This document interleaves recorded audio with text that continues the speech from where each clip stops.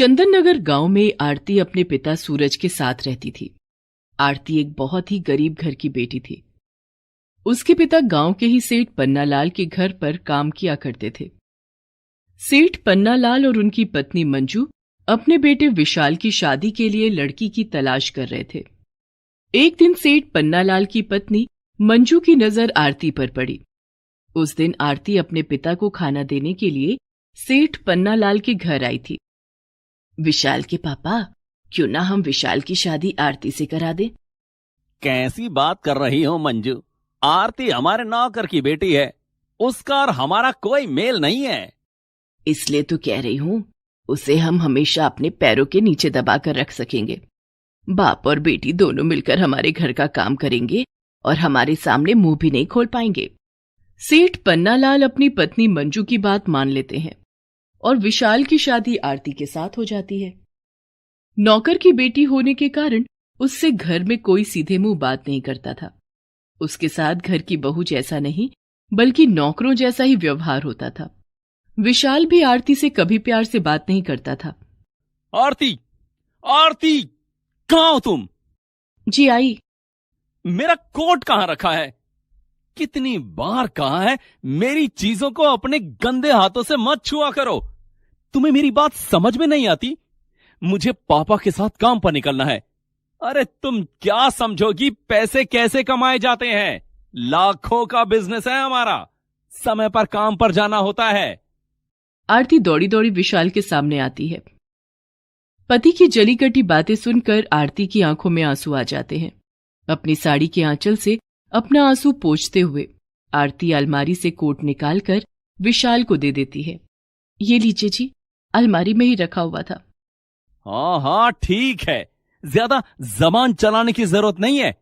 तभी आरती की सास मंजू ने आवाज लगाई, आरती, आरती, अरे कहाँ मर गई महारानी? जी माँ जी। टेबल पर से जूठे बर्तन कौन हटाएगा? तेरा बाप। जल्दी से यहां से साफ कर और दोपहर का खाना बना। जी माँ जी, अभी करती हूँ। बेचारी आरती इसी तरह से अपने दिन गुजार रही थी। आरती की हालत देखकर उसके पिता सूरज ने उसे समझाया, आरती बेटा, तू उदास मत हो। तेरे ससुराल वाले अमीर लोग हैं। देखना, जब कुछ ही दिनों में तेरी गोद भर जाएगी तब तेरे ससुराल वाले तुझे बहुत प्यार करेंगे। जैसे ही तेरे खानदान का वारिस आएगा तेरी जिंदगी में भी खुशियां आ जाएंगी। पिता की बात सुनकर आरती को थोड़ी राहत मिलती और वो मां बनने के सपने देखा करती। लेकिन आरती के सपने को जैसे किसी की नजर लग गई। एक एक करके शादी के 7 साल बीत गए, लेकिन ना तो आरती की गोद हरी हुई और ना ही उसके ससुराल वालों के जुल्म कम हुए। अब तो आरती के सास ससुर और पति सब उसे दिन रात बांझ होने का ताना देने लगे। आरती के लिए उसका बांझ होना किसी श्राप से कम न था। अरे ओ करमचली, तुझे अपने घर की बहू बनाकर हमने बहुत बड़ी गलती कर दी। ना तो घर संभाल सकती है और ना हमारे खानदान को एक चिराग दे पाई। अब तो गांव के लोगों ने भी हमारे घर आना जाना छोड़ दिया है। माँ जी, इसमें मेरी क्या गलती है? तेरी ही गलती है। तू बांझ है, बांझ। हमारे घर का कलंक है तू। अरे भाग्यवान, इसे कोसने से क्या फायदा है? ये तो किसी काम की नहीं है। हम इस तरह अपने बेटे की जिंदगी बर्बाद होते नहीं देख सकते। क्यों ना हम विशाल की दूसरी शादी कर दें?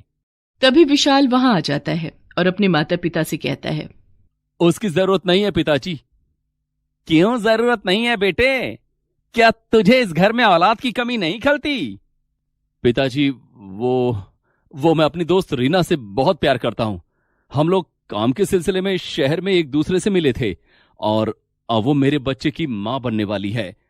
आप लोग कहें तो मैं रीना को गांव ले आऊं? अरे वाह, हमारा पोता आने वाला है। हाँ हाँ बेटा, तू जाकर उसे यहाँ ले आ। हम धूमधाम से तेरी शादी रीना से करवा देंगे। ये सब सुनते ही आरती के पैरों तले जमीन खिसक जाती है। उसकी तो जैसे दुनिया ही लुट गई। ऐसे समय में उसे दुर्गा माँ के अलावा और कोई सहारा ना था। वो रोती हुई माता रानी के मंदिर में गई। हे माता रानी, मैंने ऐसा कौन सा पाप किया था जिसकी मुझे इतनी बड़ी सजा मिल रही है? माँ, आपने मुझे बांझ क्यों बनाया? मुझे संतान का सुख क्यों नहीं दिया? आज मेरी कोई औलाद होती तो मेरा पति दूसरी शादी करने के बारे में भी नहीं सोचता। माँ मुझे इस संकट से उबारो, माँ। आरती का रोना सुनकर मंदिर में पूजा करने आई एक वृद्ध महिला ने आरती से कहा, बेटी, मैंने तेरी सारी बातें सुन ली हैं। तू माता रानी के दरबार में आई है। माता रानी जरूर तेरी मदद करेंगी। माता रानी के दरबार से कोई भी भक्त खाली हाथ वापस नहीं जाता है। मैं क्या करूं, आप ही बताइए। मेरी शादी को 7 साल हो गए हैं, लेकिन अभी तक मुझे कोई औलाद नहीं हुई और इसकी सजा मुझे भुगतनी पड़ रही है। बेटी, कुछ ही दिनों में नवरात्रि का त्योहार आने वाला है। तुम 9 दिन तक व्रत उपवास करके माता रानी की पूजा अर्चना करके नवरात्रि का अनुष्ठान करो। अष्टमी के दिन 9 कन्याओं की पूजा करके एवं उनका भोग लगाकर तुम पूजा संपन्न करना। ऐसा करने से माता रानी जरूर तुम्हारी गोद भर देंगी। बेटी, माता रानी बहुत कृपालु हैं। वे तुम्हारे सारे दुख दूर कर देंगी। मैं माँ दुर्गा के पावन पर्व नवरात्रि की पूजा जरूर करूंगी। ऐसा कहकर आरती घर आ जाती है। आ गई कलमुही, कहाँ गई थी मुंह काला कराने? सुन, तेरे लिए इस घर में अब कोई जगह नहीं है। इस घर में अब वही रहेगी जो मुझे एक पोता देगी। आरती हाथ जोड़कर अपनी सास मंजू से कहती है, माँ जी, मैं यहाँ से चली जाऊंगी। बस मुझे नवरात्रि तक यहाँ रहने दीजिए। नवरात्रि की पूजा समाप्त होते ही मैं यहाँ से चली जाऊंगी। ठीक है, लेकिन सुन, कल विशाल रीना को लेकर यहाँ आएगा। उसके सामने कोई नाटक मत करना, वरना तुझे धक्के मारकर घर से बाहर निकाल देंगे। दूसरे दिन विशाल रीना को लेकर घर आता है। मंजू और सेठ पन्नालाल रीना को देखकर बहुत खुश होते हैं और उसका स्वागत करते हैं। अपने ही पति को किसी दूसरी औरत के साथ देखकर आरती मन ही मन रो पड़ती है, लेकिन वो कुछ नहीं कहती। रोते हुए वो अपने पिता सूरज के पास जाती है और उसे सारी बात बताती है। आरती बेटा, तू सारी चिंता छोड़कर बस माता रानी की पूजा अर्चना में अपना ध्यान लगा। अब वही तेरी नैया पार लगाएंगी। जी पिताजी, अब मुझे माता रानी पर ही भरोसा है। रीना के सामने घर के सभी सदस्य आरती की बहुत बेइज्जती करते थे। आरती, रीना के लिए नींबू का शरबत बनाकर लाओ और माँ ने गोंद के लड्डू बनाए हैं, वो भी लेकर आना। डार्लिंग, ये कौन है? ये हमारी नौकरानी है। काफी साल से हमारे घर में काम कर रही है ना, इसलिए घर के सदस्य जैसी हो गई है। इसके पिताजी हमारे घर में नौकर हैं। विशाल की बात सुनकर आरती रसोई में जाकर जोर जोर से रोने लगती है। तभी वहां मंजू आ जाती है। तुझे कहा था कि रीना के सामने कोई नाटक मत करना। तू ऐसे नहीं मानेगी। तुझे इस घर से निकालकर बाहर फेंक देंगे, तब तू मानेगी। आरती झट से अपने आंसू पोंछती है और रीना के लिए शरबत और लड्डू लेकर विशाल के कमरे में जाती है। वहां विशाल बड़े प्यार से रीना के पेट को सहला रहा था। अपने ससुराल में आरती खून का घूंट पीकर रह रही थी और बस माता रानी का नाम लेती थी। कुछ दिनों बाद नवरात्रि का पावन त्योहार शुरू हो गया। आरती ने अपने सास ससुर से घर में नवरात्रि का अनुष्ठान करने की अनुमति मांगी। नहीं नहीं, रीना की गोद भराई की रस्म होनी है। एक घर में 2-2 अनुष्ठान नहीं हो सकते। तुम कहीं और जाकर अपना ये नाटक करो। आरती के सास ससुर उसे घर में नवरात्रि की पूजा करने के लिए मना कर देते हैं, जिसके बाद आरती अपने पिता सूरज की झोपड़ी में नवरात्रि पूजा करने लगती है। आरती ने अपनी झोपड़ी में देवी दुर्गा की प्रतिमा की स्थापना की और व्रत उपवास करके पूरे विधि विधान से माता रानी की पूजा अर्चना की। जय अम्बे गौरी मैया, जय श्यामा गौरी, तुमको निश दिन ध्यावत हरि ब्रह्मा शिवरी। जय अम्बे गौरी, मांग सिंदूर बिराजत, टीको मृग मद को मैया, टीको मृग मद को। उज्ज्वल से दो नैना, उज्ज्वल से दो नैना, चंद्र बदननी को। जय अम्बे गौरी, कनक समान कलेवर, रक्तांबर राजे मैया, रक्तांबर राजे। रक्त पुष्प गलमाला, रक्त पुष्प गलमाला कंठन पर साजे, जय अम्बे गौरी। अष्टमी के दिन आरती ने प्रसाद बनाया और कंचकों की पूजा की और उन्हें भोग लगाया। इधर आरती के ससुराल में रीना की गोद भराई की रस्म की तैयारी हो रही थी। रीना अपने कमरे में तैयार हो रही थी, तभी विशाल वहां आता है। रीना किसी से फोन पर बात कर रही थी। तुम चिंता मत करो डार्लिंग, गोद भराई की रस्म में मुझे जितने गहने मिलेंगे मैं वो सब लेकर तुम्हारे पास कल ही आ जाऊंगी। और मैंने तो यहाँ की तिजोरी की चाबियां भी हाथ ले ली हैं। विशाल के माता पिता ने पोते के आने की खुशी में तिजोरी की चाबी मुझे दे दी है। बहुत जल्द मैं सारे सामान के साथ तुम्हारी बाहों में रहूंगी। विशाल रीना की सारी बातें सुन लेता है। ये तुम किससे बात कर रही हो रीना? विशाल को सामने देखकर रीना हड़बड़ा जाती है और उसके हाथ से फोन छूटकर नीचे गिर जाता है। विशाल वो फोन उठा लेता है। फोन के उस तरफ से किसी दूसरे आदमी की आवाज आ रही थी। हेलो हेलो रीना, क्या हुआ? तुम चुप क्यों हो गई? तुम कल आ रही हो ना? विशाल फोन काट देता है और अपने पिता सेठ पन्नालाल और मां मंजू को सारी बात बताता है। हे भगवान, हम बर्बाद होने से बच गए। उधर मंजू का अलग ही रोना था। हाय राम, लगता है इस घर में पोता कभी नहीं आएगा। माँ, किसी और के पाप को मैं अपना नाम तो नहीं दे सकता ना। रीना के पेट में किसी और का बच्चा है, मेरा नहीं। ये तो हमें लूटकर कल यहां से भागने वाली थी। अब गोद भराई के रस्म की सारी तैयारी हो चुकी है, अब हम क्या करेंगे?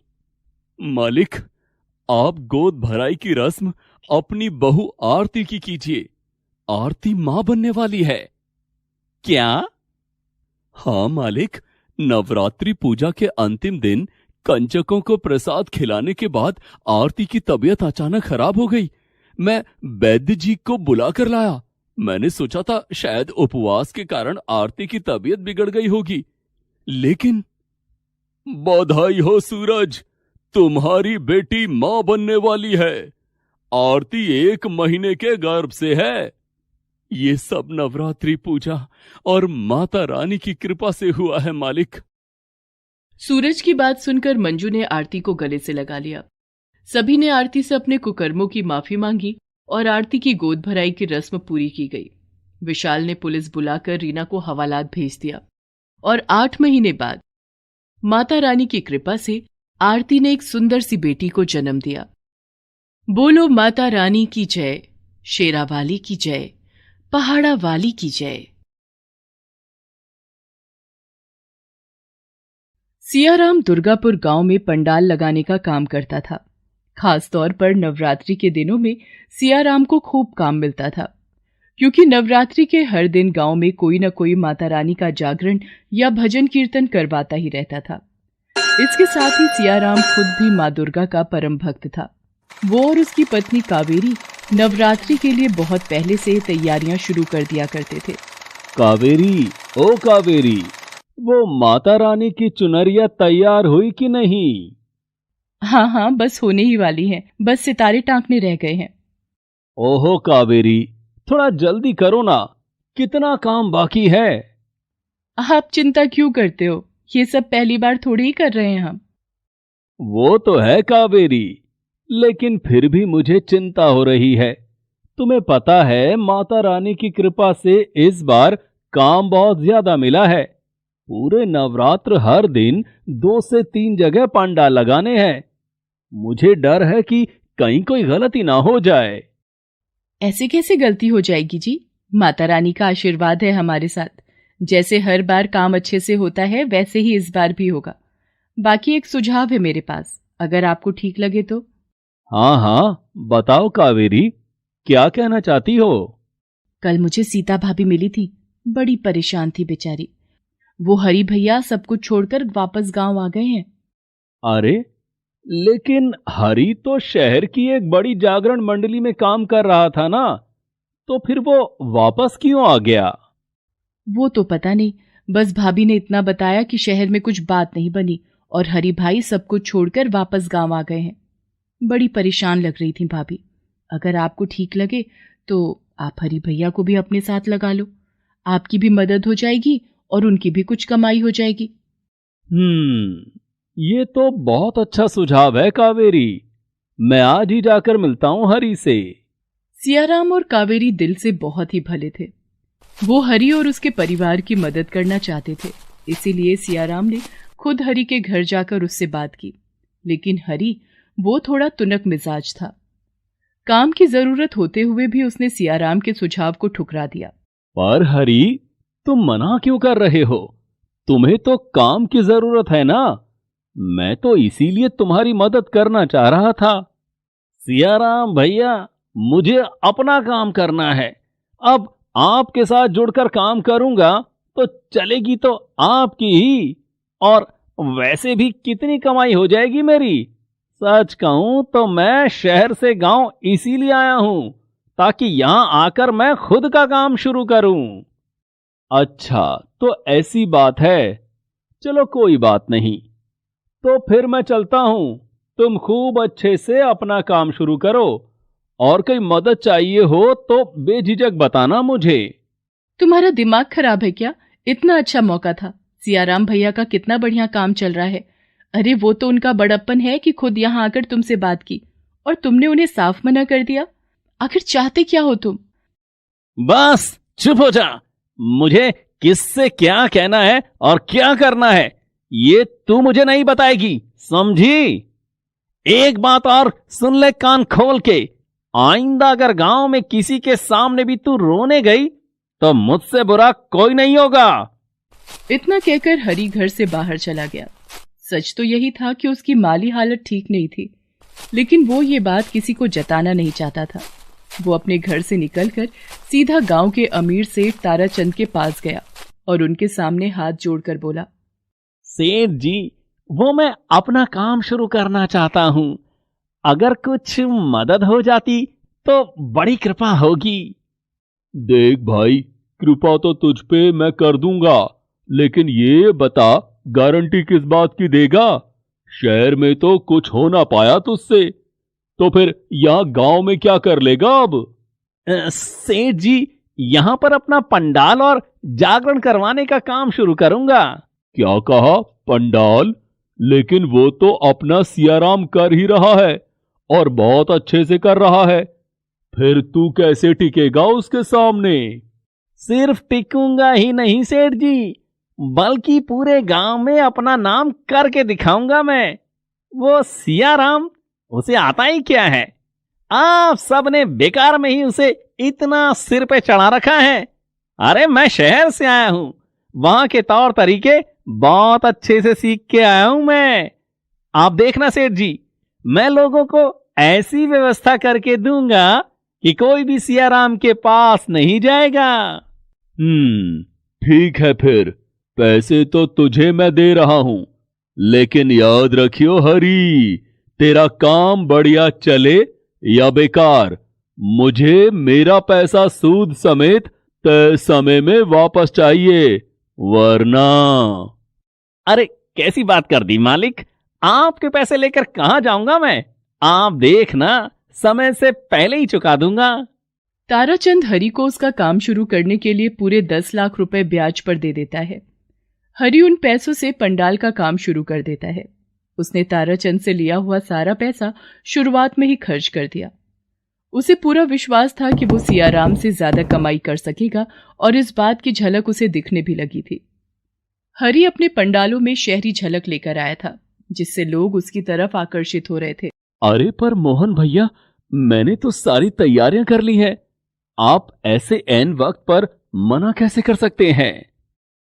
अब बुरा तो मुझे भी लग रहा है सियाराम, लेकिन वो क्या है ना, घर वाली अड़ गई है, बोल रही है हरी का पंडाल तुमसे अच्छा है। वो शहर से आया है ना, तो बड़ी खास खास चीजें कर रहा है। वो माता के जागरण में रौनक बढ़ जाएगी, तो बस इसीलिए। अच्छा अच्छा, कोई बात नहीं, आप हरी से ही करवा लीजिए, कोई बात नहीं। धीरे धीरे सियाराम को मिलने वाले सारे ऑर्डर अब हरी के पास जाने लगे। हरी अपने इंतजामों पर अच्छा खासा खर्च कर रहा था।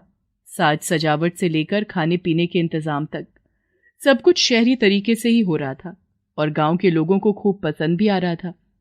दूसरी तरफ सियाराम को भारी नुकसान हो रहा था। हालत ये हो गई कि नवरात्रि के आखिरी दिन माता रानी के साज श्रृंगार और कन्या पूजन के लिए भी सियाराम और कावेरी के पास पैसे नहीं थे। है? ये क्या कह रही हो कावेरी? तुम्हें कुछ तो बचा कर रखना चाहिए था। मैंने पैसे रखे थे जी, लेकिन कल जब राम अवतार भैया अपना एडवांस वापस मांगने आए तो मुझे उन्हें सारे पैसे देने पड़े। लेकिन अब क्या होगा जी? आज तक कभी ऐसा नहीं हुआ कि हम लोगों ने कन्या पूजन ना किया हो। हम इस बार भी करेंगे कावेरी, तुम बिल्कुल चिंता मत करो। सियाराम ने कावेरी को तो दिलासा दे दिया था, लेकिन वो खुद ये नहीं जानता था कि आखिर वो पैसों का इंतजाम कहां से करेगा। उसने अपने हर जानने वाले से बात की, लेकिन कहीं से मदद नहीं मिली। दूसरी तरफ हरी रातों रात पूरे गांव का चहेता बन गया था और अब इस बात का उसे बहुत घमंड भी था। अरे सियाराम, क्या हो गया? ऐसे मुंह लटकाए कहां जा रहे हो? वो क्या बताऊं हरी, पहली बार ऐसा हुआ है कि कन्या पूजन के वक्त हाथ पूरी तरह से खाली है। ये तो होना ही था। अब मैं जो आ गया हूं यहां, देखो भैया, बात साफ है, तुम्हारे तौर तरीके पुराने हैं। अब लोगों को कुछ नया चाहिए। जैसे वो देखो, इसे कहते हैं माता रानी का जागरण। हाँ हरी, शायद तुम ठीक कह रहे हो। लेकिन मुझे खुशी है कि लोगों को तुम्हारा काम पसंद आ रहा है। सियाराम और हरी बातें कर ही रहे थे कि उसी वक्त हरी के पंडाल में अफरा तफरी मच गई। लोगों में चीख पुकार मची हुई थी। दरअसल हरी के पंडाल में अचानक भयंकर आग लग गई थी और लोग अपनी जान बचाकर भाग रहे थे। ये सब देखकर हरी के हाथ पांव फूल गए। हे भगवान, ये क्या हो गया? ये सब अब मैं क्या करूंगा? मैं तो लुट गया, बर्बाद हो गया मैं तो। अब सेठ जी को उनके पैसे कैसे वापस करूंगा? इस सब की चिंता बाद में करना हरी, पहले हमें लोगों की मदद करनी चाहिए। चलो जल्दी चलो। सियाराम हरी की पूरी मदद करता है। वो गांव के लोगों को तो बचाता ही है, साथ ही साथ जितना मुमकिन हो सका उसने हरी के पंडाल की चीजों को भी बचाने की कोशिश की। लेकिन इस सब के बावजूद हरी का काफी नुकसान हो चुका था और गांव के लोग बहुत गुस्से में थे। हरी, क्या है ये सब? इतनी बड़ी लापरवाही! जाने दीजिए मोहन भैया, ये पहले से ही बहुत परेशान है। इसकी तरफ से मैं माफी मांगता हूं आप सभी से।